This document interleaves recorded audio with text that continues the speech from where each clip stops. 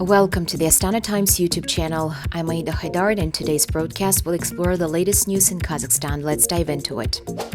Kazakhstan's President Kassym-Jomart Tokayev is doubling down on unity and strategic cooperation among Turkic nations, speaking at the informal summit of the Organization of Turkic States this week in Budapest and hosted by Hungarian PM Viktor Orbán.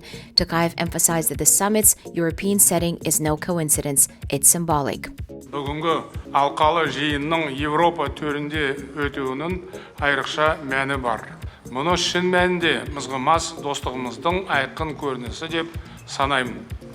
Kazakhstan is not just talking the talk, it's walking the walk. President Tokayev unveiled a series of new steps to strengthen Turkic ties. A permanent representative to the OTS is already in place with a permanent mission on the way. Astana is set to host the 14th plenary session of the Turkic States Parliamentary Assembly this June. The city of Aktau has been crowned this year's cultural capital of the Turkic world, and starting next month, Almaty will take over as the youth capital of the organization. Kazakhstan also launched a consultative platform for electoral bodies, which had its first meeting in Turkestan. The message is clear: stronger institutions, deeper ties. Tokayev shifted focus to economics and connectivity in his address, pushing for smarter trade, modern logistics, and better border management. Right now, Kazakhstan is digitalizing its border procedures with Kyrgyzstan and Uzbekistan, simplifying transit flows, and opening a third railway checkpoint on the Chinese border. Big picture: Tokayev wants to turn the Trans-Caspian international transport route into a major east-west artery. On energy, he called for joint action to diversify supply chains from oil and gas to uranium.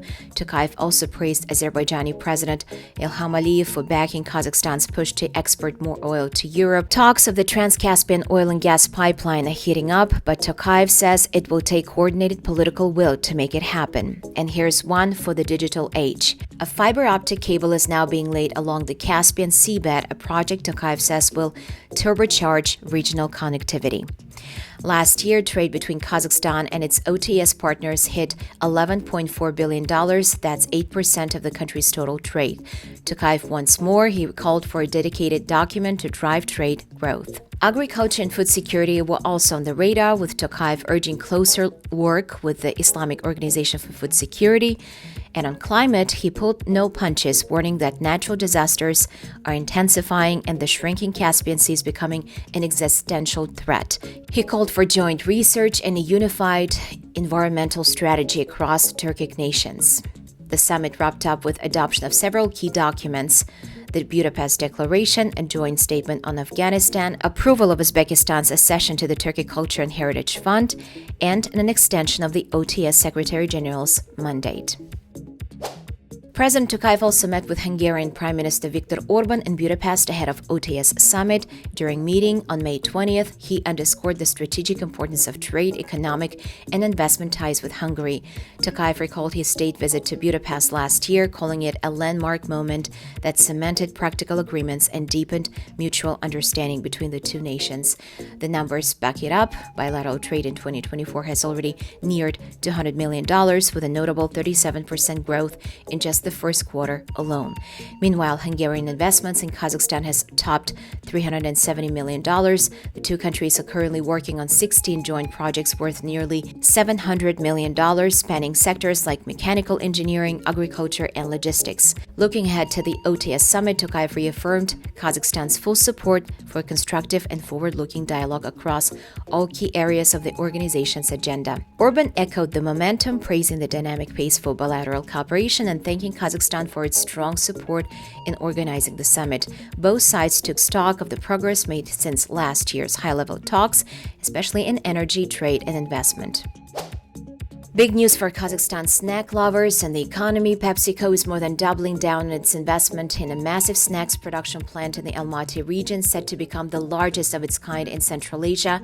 What started as a $160 million deal last year has now grown significantly thanks to fresh commitments revealed during a May 20th meeting between Prime Minister Olzhas Biktenov and PepsiCo's regional president David Manzini. The result, a threefold increase in production and processing capacity from 70,000 to 210,000 tons. That means nearly 70,000 tons of chips and snacks hitting the market each year. Oh, and 900 new jobs to go with it. It's not just about the output.